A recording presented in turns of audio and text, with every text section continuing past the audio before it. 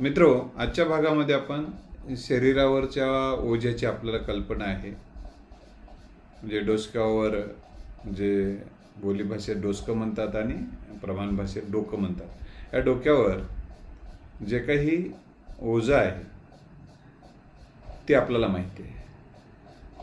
तसं मनावर एक ओझं असतं आणि डोक्यावरचं ओझं जे काही भारा आहे, गवताचा भारा असेल, लाकडाचा भारा असेल, लाकडाची मोळी म्हणतात विशेषतः, लाकडाची मोळी आहे, गवताचा भारा आहे, किंवा एखादं पाठीवरून खताचं पोत आहे, किंवा साखरेचं पोत आहे, किंवा ज्वारी गव्हाचं पोत आहे, हे शरीरावरचं ओझं आहे. ते ओझं आपण खाली टाकलं की छान वाटतं.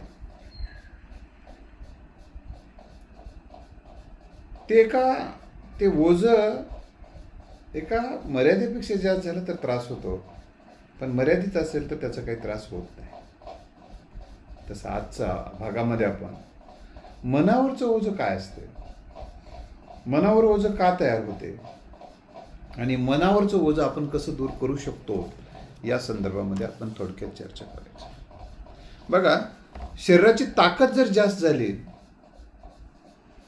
आणि शरीराला ओझं उचलण्याची जर सवय झाली, त्या ओझ्याचं काही वाटत नाही. तसंच मनावरच्या ओझ्याचंही आहे, त्या संदर्भात आपण बघणार आहोत. एक महिला, तिचा मुलगा लहानपणापासूनच अपंग होता आणि त्या मुलाला चालता येत. त्याचं वय वाढत होतं, तसं वजन वाढत होतं, पण ती दररोज त्याला काखेत घेऊन फिरायची. त्याचं वजन 40-50 किलोपर्यंत गेलं. तर त्या महिलेला म्हणायचे लोक, ह्याचं ओझं वाटत नाही का?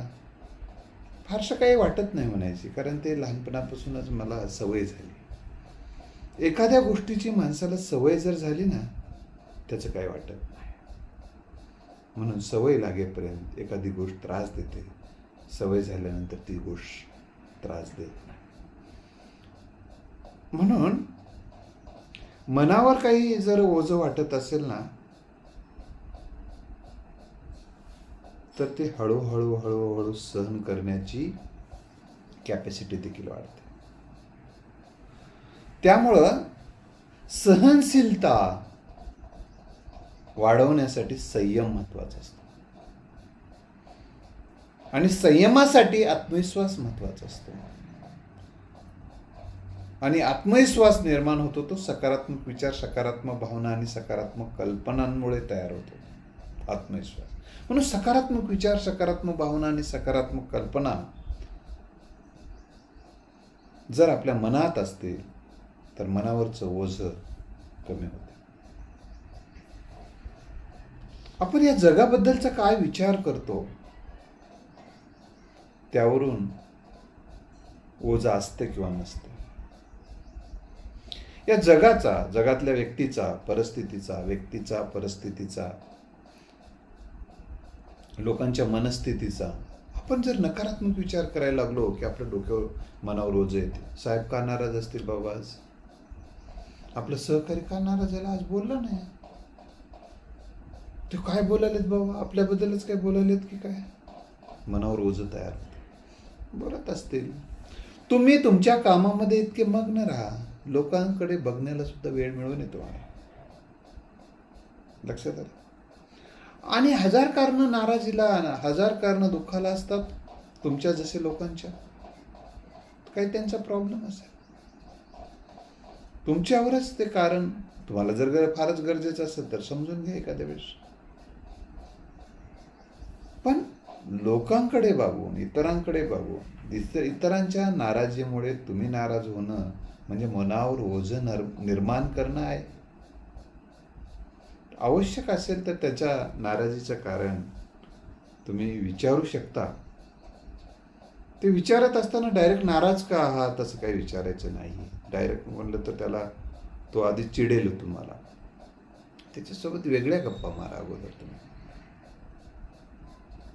वातावरणाबद्दल बोला, याच्याबद्दल बोला. तो जर म्हणलं तर नाही, माझ्या मागं ताण आहे, टेन्शन आहे, ठीक आहे म्हणायचं. पण माझी काही मदत नाही, तुम्ही काय करू शकत नाही म्हटलं तर थांबायचं.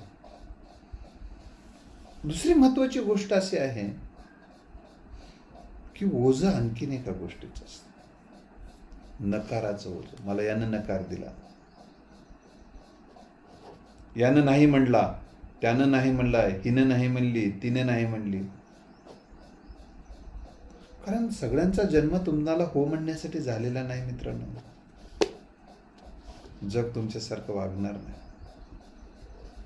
आणि जग तुमच्या मनासारखं वागणार नाही म्हणून तुम्ही मनावरचं ओझं घेऊन जगणार असाल तर अकाली वृद्धत्व आणि जीवनातला आनंद निघून जातो.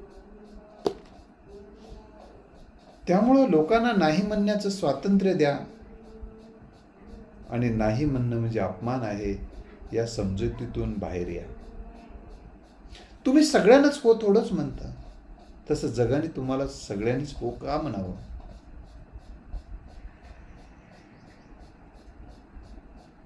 तुम्ही एखादी सोनं विकायला गेलात, सगळेच तुमचं सोनं विकत घेतील का? म्हणून सोनं विकत घेत नाहीत म्हणून तुम्ही नाराज होण्याचं कारण नाही, नकाराचं दुःख मानण्याचं कारण नाही. कारण दुसऱ्याची पात्रता नसते तुम्हाला हो म्हणण्याची, कारण त्यांची ऐपत नाही आहे ते घेण्याची. म्हणून तुम्ही कधी चांगली गोष्ट सुद्धा लोकांना सांगत असताना त्यांनी तुम्हाला नाही म्हटलं तरी त्यांची मानसिक कुवत नसते, वैचारिक क्षमता नसते, किंवा तेवढी त्यांच्याकडे तेवढं ज्ञान नसते. ती गोष्ट महत्वाची आहे समजून घेणे इतकं. त्याच्यामुळं कोणी नकार दिला म्हणून, किंवा तुम्हाला एखाद्या वेळेस त्यांना तुमची किंमत कळाली नसते. तुम्ही सांगता त्या विचाराची किंवा तुम्ही विकता त्या वस्तूची. एकदा काय झालं, एक व्यक्ती गाढवाच्या गळ्यामध्ये एक सुंदर दगड म्हणून तो त्याच्या गाढवाच्या गळ्यात बांधलेला होता आणि पुढं चालायला लागला, माती भरून आणायला चालला एक व्यक्ती. एका व्यक्तीने बघितलं, अरे ह्याचा चमकणारा दगड हा दगड नाही साधा, तर तो हिरा आहे. तेव्हा त्या व्यक्तीने म्हटलं, अरे ते दगड कितीला देतोस? त्यानं म्हटलं 400 रुपयाला. मग त्यानं म्हटलं नाही 200ला देतोस का? त्यानं म्हणलं तुला देतच नाही आता म्हटलं. म्हणून तो पुढे गेला आणि पुढे एक माणूस भेटला आणि तो म्हणाला की बेटा ते दगड देतोस का? 400ला देतो. म्हणला ठीक आहे 400ला दे. 400 दिला आणि ते घेऊन टाकला. तो पळत आला, आधी मेकाजाने दिला होता. अरे अरे अरे अरे म्हणला कितीला विकून टाकला? त्यानं म्हणलं 400ला. काय गाढवास रे म्हणला, काय कळते की नाही, दिमाग आहे की नाही? म्हणलं दिमाग कशाबद्दलचं बोलायलास म्हणलं त्यानं. अरे ते दगड नव्हता म्हणला, तो हिरा होता, आणि 400ला विकला असताना म्हणलास ना म्हणला, लाखाच्या किमतीचा गोष्टी, लाखाच्या किमतीची बाब 400ला विकला. मला दिमाग नाही हे मान्य करतो म्हणला, पण तुला दिमाग होता, पण दिमाग वापरण्याचा दिमाग नव्हता म्हणलं त्याने. तुला कळायला पाहिजे ना, 400ला तुला भेटला असता ना, कारण तुला अगोदर संधी आली होती, पण तू नकार दिलास. पण मला तेच काय वाटलं नाही, पुढं गेलो. कारण पुढं तुम्ही एखाद्याला नकार दिला म्हणजे त्याचं काम आडते, अशी जर तुमची समजूत असेल तर या समजुतीतून बाहेर या, आणि जर योग्य गोष्ट असेल तर त्याला ॲक्सेप्ट करा, स्वीकारा, त्याचा मान सन्मान तरी करा. तुमच्या डोक्यावरचं ओझं, तुमच्या मनावरचं ओझं कमी व्हायला मदत आहे. मित्र, बऱ्याचदा आपल्या काही अपेक्षा असतात इतरांकडून, इतरांच्या काही आपल्याकडून असतात. इतरांच्या अपेक्षा आपण पूर्ण करत नाही याचा जर ताण तुम्ही घेत असाल तर हे सुद्धा एक मनावरचं ओझं आहे. तसं इतरही तुमच्या अपेक्षा पूर्ण करत नाही म्हणून तुम्ही नाराज राहत असाल, हे देखील एक मनावरचं ओझं आहे. ह्या अपेक्षेच्या गर्दीमध्ये आनंद नावाचा पक्षी मरून जातो मित्रांनो. उत्साह, आनंद, आत्मविश्वास, उत्साह, खुशी, समाधान, तृप्ती हे सगळं मरून जातं. म्हणून अपेक्षेच्या गर्दीमध्ये, अपेक्षा हे दुःखाचं मूळ आहे, तथागतांनी सांगितलेलं आहे. म्हणून कमीत कमी अपेक्षा करत जगणं ही जीवन जगण्याची कला आहे, आर्ट ऑफ लिव्हिंग. तुम्ही जितके अपेक्षा कमी ठेवाल आणि जितकं अधिक विधायक काम करत चलत विधायक काम करत राहाल, तितकं तुम्ही मनावरचं ओझं तुम्हाला कमी करत आहे. बरेचदा असं आपल्याला वाटते, इतरांचा जन्म आपल्या अपेक्षा करण्यासाठीच झालेला आहे आणि त्या अपेक्षा आपल्याला पूर्ण केलं नाही की आपण दुःखी, नाराज राहतो. मनातल्या मनात कुढत जगतो, माझं नशीबच फुटकं, माझ्या पदरातच असं पडलंय, माझ्या पदरातच तसं पडलंय. म्हणजे दुसऱ्यांबद्दल अवमूल्यन करत जगतो. आणि जेव्हा ही गोष्ट लक्षात येते की अरे हे आपण जे विचार करतो तो चुकीचा आहे, त्याची एक खंत मग मनाला वाटत राहते. त्यामुळं कमीत कमी अपेक्षा. एक व्यक्ती आला आणि माझ्यासोबत गप्पा मारत बसला. मग त्यांच्या नातेवाईकांनी त्याला बोलवलं. तो मला नाही, मी ते जात नाही म्हणला. बरं, का जात नाही? नाही त्यांना मी 10,000 रुपये मागले तर दिले नाही म्हणलं. बरं, मग तुम्ही त्यांना 10,000 रुपये दिले होते का? नाही म्हणला. मग त्याने 10,000 रुपये तुम्हाला कशाला द्यायचे? नाही, देऊ नये का? मग बरं, मागितले नाही दिले, दुसरे जण अनेक जण आहेत ना, त्यांना मागायचं.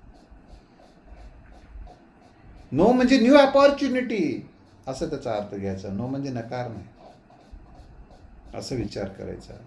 10-100 जणांना एक मागायचं, काम नसलं तरी मागत राहायचं म्हणलं. एखाद्या वेळेस कोण देते हे बघायचं म्हणलं आधीच. काम पडलं तर त्यांना मागता येते म्हटलं, काम नसताना घ्यायचं नाही म्हटलं. तर मला या निमित्तानं आपल्याला सांगायचं आहे, कुणी काही नकार दिला, कुणी काही दिलं नाही, अपेक्षा पूर्ण केली नाही, म्हणजे दुःख न बाळगता आपण आपला प्रयत्न चालू ठेवणं आणि पुढं आनंदानं, उत्साहानं जाणं हे सुखी जीवनाचं, मनावरचं ओझं दूर करण्याचा एक उपाय आहे. एका महिलेची अशी सातत्यानं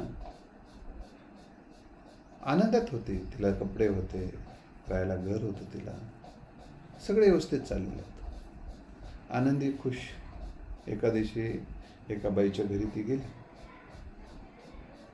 ती बाई म्हणली, बाई एवढी खुश कश काय ग? हो म्हणले, मला काय कमी आहे म्हणली, खुश आहे म्हणले, जे आहे ते खुश. काय आहे म्हणजे, काय कमी काय तुझ्यात? मग ती सांगायला लागली, तुझ्या अंगावर सोनं नाही आहे.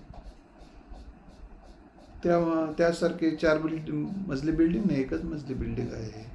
ती हिच्याकडे काय काय नाही याची यादी करून देऊ लागली. तिला वाटायला लागलं, आत्ता आनंदात होती बिचारी, अरे खरंच तिला वाटायला लागले, पटायला लागलं. आणि माझ्या कसं काय लक्षात आलं नाही इतकी दिवस, म्हणून दुःखात गेली. दुःखात जाताना आनंदात गेली होती, येताना दुःखात आली आणि डोकं दुखालंय म्हणून झोपी गेली. आता तिला एवढे नकारात्मक विचार येऊ लागले, नकारात्मक भावना, नकारात्मक कल्पना, नकारात्मक विचार येऊ लागले. उठूनही बसा वाटत नाही. कोणी काय झालं नाही म्हणलं, दवाखान्यात जाऊ का म्हटलं, नाही दवाखान्यात ते जावं वाटत नाही, आता जगण्यात काही मजाच राहील नाही म्हणलं. मित्र हो, नकारात्मक विचार, नकारात्मक भावना आणि नकारात्मक कल्पना आणि नकारात्मक संगत तुम्हाला विषारी बनवतात. त्यामुळं आहे त्या गोष्टीमध्ये समाधान मानणं म्हणजेच मनावरचं ओझं तुम्ही दूर करू शकता. लक्षात आलं? तुमच्यामुळे. आता एक महिला, एका महिलेला एक दुसरी महिला म्हणाली की हे कपडे घाल, ते कपडे घाल, ही साडी घे, ती साडी घे, लई शोभून दिसतीस.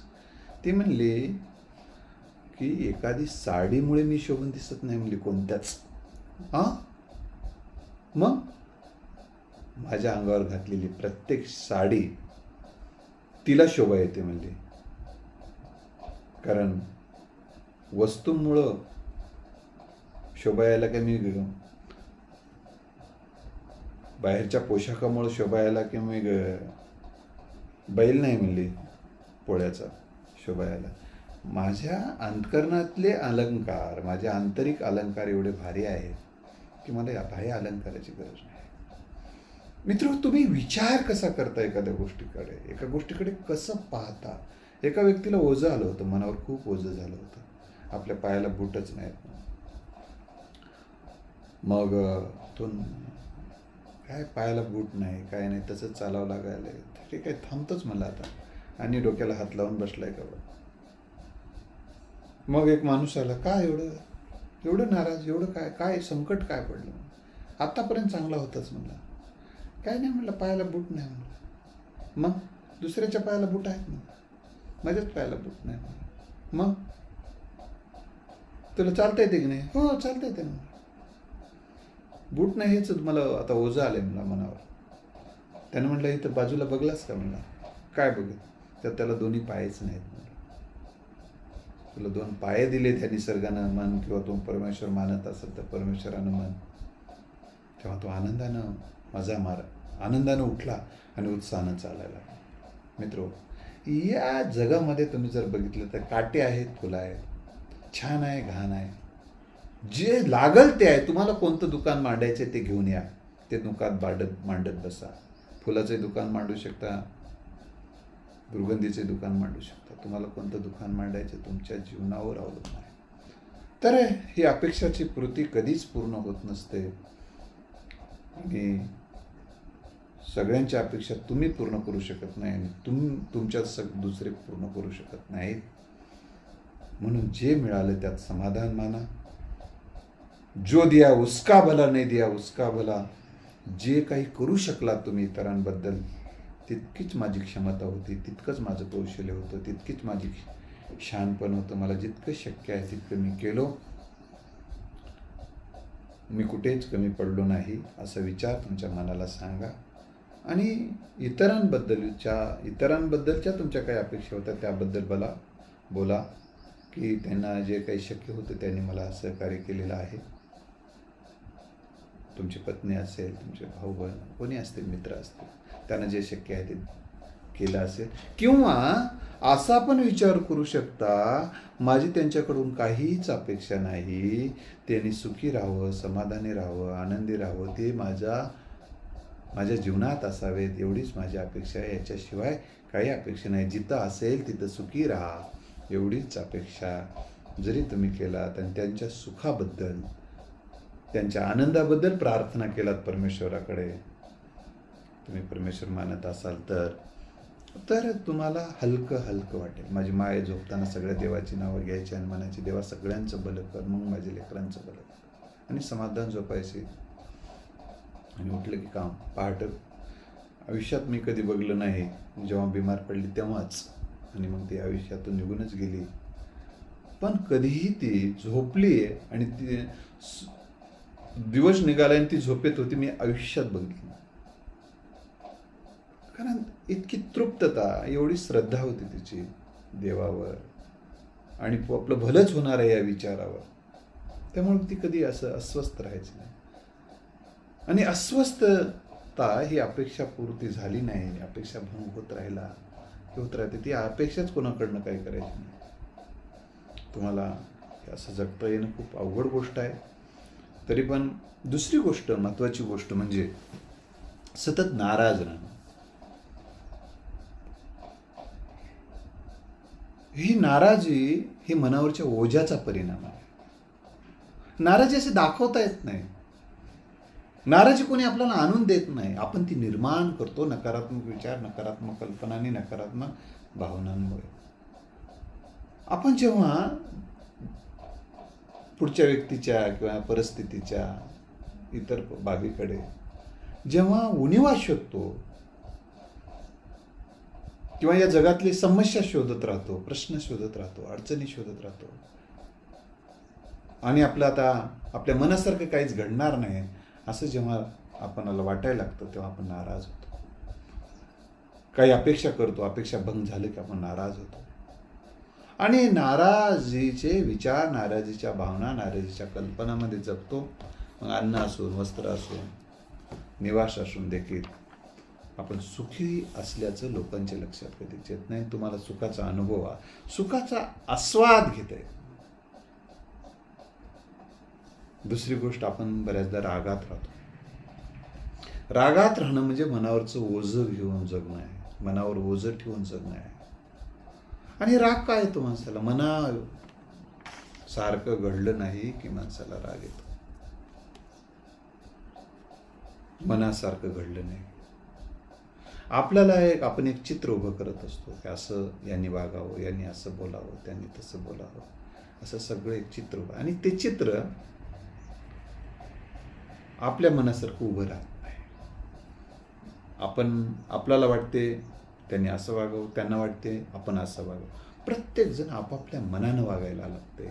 आणि मग एकाचा पायपोश एकाला नसते. आणि मग तुम्ही फक्त पुढत चिडत रागात जगायला लागता. आणि तुम्ही रागात आहात म्हणून बऱ्याचदा पुढचेही रागात राहतात. रागाचे व्हायब्रेशन राग निर्माण करतात घरामध्ये, बाहेर सुद्धा. तुम्ही एखाद्याला रागात नमस्कार करा बरं, त्याने पण काय आनंदाने हसून नमस्कार थोडंच करणार आहे, त्याने रागातच करणार आहे. तुम्ही त्याला स्माईल देऊन नमस्कार करा, तो स्माईलने नमस्कार करू शकेल एखाद्या वेळेस, किंवा त्याच्या जगण्यामध्ये थोडं स्माईल तयार होऊ शकेल.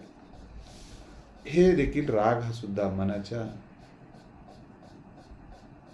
मनावरचं एक ओझं आहे. किंवा राग अजून एका कोणी टीका केली, आपल्याला अपमानित केलं, आपलं अवमूल्यन केलं, आपली किंमत केली नाही. आपल्याला एक वाटते की माझी एवढी किंमत आहे आणि त्यांनी तेवढी माझी किंमत करावी. ही मनाची कल्पना आहे. काय किंमत आहे, कशाची किंमत आहे? आपला भ्रम आहे तो एक. आपली अशी इतकी किंमत आहे, त्याने इतक्या किंमतीला मागलं, आपण काय बैल आहोत की काय? हे सगळ्या कल्पना आहेत. किंमत वगैरे काही नसते. प्रत्येक माणूस, मी आत्ताच तुम्हाला हिऱ्याचं सांगितलं, पुढच्याला तुमचं महत्त्व कळेल तर तो तुम्हाला महत्त्व देईल एक, किंवा तुमची गरज असेल तेव्हा तुम्हाला महत्त्व देईल. गरज नसलेली आणि तुमची गरज नसेल किंवा तुमचं महत्त्व कळालं नसेल, ती माणसं तुम्हाला किंमत देत नसतात. ही गोष्ट सत्य लक्षात ठेवा. जेव्हा गरज पडली तेव्हा एखादी रस्त्यात फेकलेली टाचणीलाही माणसं किंमत देतात.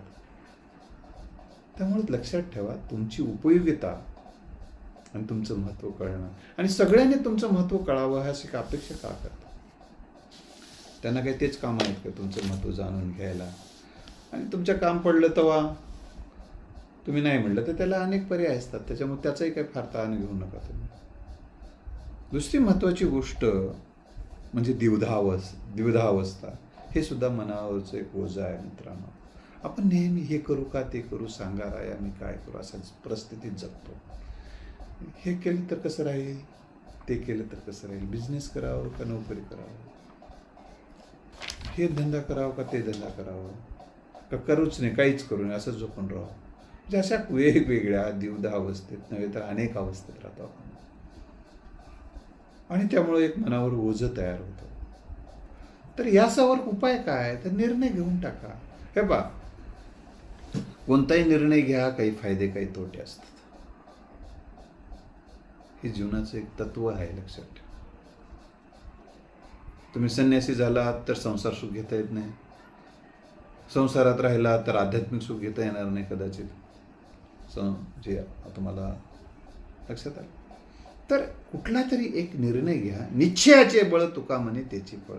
एक निश्चय करा, एक निर्णय घ्या आणि निर्णय घेऊन टाका आणि त्या दिशेने कामाला लागा. कोण या पक्षात जाऊ का त्या पक्षात जाऊ, भाजप बरं राहील का शिवसेना बरं राहील, का राष्ट्रवादी बरं राहील का काँग्रेस बरं राहील? नाही, तिथेही माणसं असे, इथेही माणसं तसे, माणसं सगळीकडे असेच तसेच राहतात. तर तुम्हाला कुठेतरी स्थिर राहावंच लागेल. ही गोष्ट लक्षात ठेवा.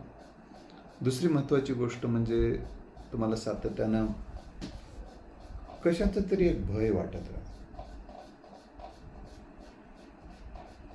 प्रतिष्ठा गमावल्याचं भय, पैसा गमावल्याचं भय, पद जाईल याचं भय, प्रतिष्ठा जाईल याचं भय, काहीतरी गमावलं जाईल याचं भय माणसाला सातत्यानं वाटत राहतं. आणि मग कसं होईल असा विचार माणसाच्या मनात येईल. मग काही खरं नाही असं जेव्हा माणसाला वाटायला लागतंय तेव्हा माणसाचं नरडं कोरडं पडते आणि माणूस मग अस्वस्थ होतो, झोप मोड होते, झोप येत नाही. असं कसं झालं असं वाटत राहतं माणसाला. तर आयुष्यामध्ये लक्षात ठेवा, कोणाचंच आयुष्य परिपूर्ण नाही आणि कोणाच्याच आयुष्यात सगळ्यांनाच काही पाळणे नाहीत. सगळ्यांच्यावरच टीका होतात आणि सगळेच टीका करतात, हे लक्षात ठेवा. म्हणून तुमच्यावर टीका होते याचा जर तुम्हाला भय वाटत असेल तर विचार करा की कोणावर टीका नाही झाली. त्यामुळं हे भय बाळगण्याचं काही कारण नाही. काही जणाला पुढची पिढी कशी निघेल याचं भय असतं. चांगली पिढी निघाली पाहिजे. सगळ्यांचीच पिढी पुढची, सगळ्यांचेच आता वारसदार तितक्या कर्तबगार निघतीलच असं काही नाही, किंवा त्या पद्धतीनं जगतीलच असं काही नाही. जगाचा अभ्यास करा तुम्ही फक्त. आपण जेव्हा स्वतःच्या कोशात अडकलेला असतो ना तेव्हा आपल्याला जगाचा विसर पडतो. त्यामुळं समग्र ज्ञान घेतल्यानंतर आपल्याला असं वाटायला लागते की अरे आपलं काहीच नाही आहे, जग किती दुःखात आहे. त्यामुळं काही या गोष्टीचे भय तुमच्या डोक्यात जर असेल तर आता काढून टाका. तुम्ही तुमच्या हातात आहे तेवढं करा. तुमच्या हातात जितकं आहे तुम्ही करा. जितकं प्रामाणिकपणे करा, सत्याच्या मार्गानं करा. तुम्हाला जसं जे योग्य वाटेल विधायक करा, कायदेशीर करा. तेवढं तुमच्या हातात आहे तेवढं करा. तुमचे ब्रेक तुमच्या हातात ठेवा फक्त. दुसऱ्याचे ब्रेक तुमच्या हातात ठेवण्याच्या घाईमध्ये तुमचे ब्रेक गमावून बसाल. मग तुमचे ब्रेक तुमच्या हातात असताना वाटचाल सुरू करा आणि तुमचे ब्रेक तुमच्या हातात असताना देखील आणि तुम्ही योग्य मार्गावर जाताना देखील दुसरे तुमच्या अंगावर येऊन धडकूही शकतात. अपघात होतो लक्षात आलं. म्हणून तुम्हाला मी हे सांगत होतो की तुमच्या हातात आहे तेवढं करा आणि दुसऱ्याच्या हातात आहे ते करण्याचा प्रयत्न जाऊन हताश होऊ नका. हताशा त्यामुळे येते. मग तुम्ही जगण्यातला आनंदच हिरावला जातो आणि डोक्यावर ओझं तयार होतं. म्हणून तुम्ही एवढंच स्वतःला विचार करा झोपताना की बाबा प्रामाणिकपणे मला जितका या परमेश्वरानं या निसर्गानं जो वेळ दिला होता त्या वेळेचा मी पूर्णपणे प्रामाणिकपणे सदुपयोग केलो. जुटून कुठून परमेश्वर पाहत असेल किंवा निसर्ग पाहत असेल त्याने विचारावं मी जे काही केलं ते योग्य केलं. माझी कृती आणि उक्ती माझी विधायक होती, या जनकल्याणासाठी होती. मी माझ्या आजच्या दिवसाचा अर्थपूर्ण उपयोग केला आणि ही सगळी जे काही शक्य केलं. जर काही चूक झाली असेल तर क्षमा मागा. तुमच्याकडून चूक झाली असेल तरी स्वतःला माफ करा. दुसऱ्याकडून चूक झाली तर इतरांना माफ करून शांत मनानं जर तुम्ही झोपलात तर शांत झोप. तुम्ही काय करू शकतो, तुम्हाला काय करता येते तेवढ्यावर लक्ष देऊन ते करत करत पुढं गेलात ना तर तुमच्या मनावरचं ओझं खूप दूर होऊ शकते. जे हातात नाही त्या बऱ्याच गोष्टीचा आपण विचार करत राहतो. अनियंत्रित गोष्टीचा आपण विचार करत राहतो. वारच कसं काय वारं सुटले, वारं थांबावं. आपल्या हातात थोडंच असतं. पाऊस खूपच पडालाय, थांबावं. अरे ऊन खूपच लागाले, थांबायला पाहिजे. अरे ते आपल्या हातात नाही ना भाऊ. तुला जर जास्त उष्णता वाढेल तर तुला जितके झाडं लावता येईल तेवढे झाडं लाव, तेवढंच कर. जास्तच शहरामध्ये कचरा दिसायला जिथं झाडता येईल तेवढं झाडून टाक. घर तेवढं स्वच्छ तरी ठेवलं तर खूप झालं. म्हणजे आपल्याला जितकं करता येईल तेवढं आपण करत गेलो आणि बाकीचं हे निसर्गाच्या हाती सोडलं, परमेश्वराच्या हाती तुम्ही सोडलात तर तुम्ही आनंदी राहू शकता मित्रांनो. तुम्ही अस्थिर राहू शकणार नाही. दुसरी गोष्ट, अपमानाचं एक ओझं असतं माणसाच्या आयुष्यावर, मनावर. यानं माझा तेव्हा असा अपमान केला, त्यानं मला तसं बोलला, त्यानं असं बोलला, हिनं तशी बोलली, तिनं तशी बोलली. तुम्ही पण काही बोलला असाल ना. म्हणजे आपलं ठेवायचं झाकून, दुसऱ्याचं बघायचं वाकून, ही माणसाची प्रवृत्ती असते. आणि बऱ्याचदा अपमान ही मनाची कल्पना असते. बरं बघा तुम्ही की एखाद्या वेळेस अनेक नेत्यांवर किती टीका होते. तुम्ही त्यांचे मोठ्या नेत्यांचे पंतप्रधानांचं सुद्धा बघा. खाली किती टीका करतो. कोणी काय बोलते, कोणी काय बोलते. आता त्या लोकांच्या आपल्या मनाच्या विरोधात बोलण्याचं म्हणजे आपला अपमान आपण समजत राहू तर आपला रोजच अपमान होत राहील. आणि त्यामुळं मी आताच सांगितलेले शब्द लक्षात ठेवा. प्रत्येकावर टीका होते. त्या टीकेला तुम्ही अपमान मानू नका. तर ती योग्य असेल टीका तर तिची सुधारणा करा. जी टीका योग्य नसेल ती सोडून द्या. किंवा कायदेशीर उत्तर देता आलं तर द्या, किंवा कामातून उत्तर देता आलं तर द्या. पण प्रत्येक गोष्टीच्या मागे लागलात म्हणून एक होता कारवर नावाचं एक पुस्तक आहे.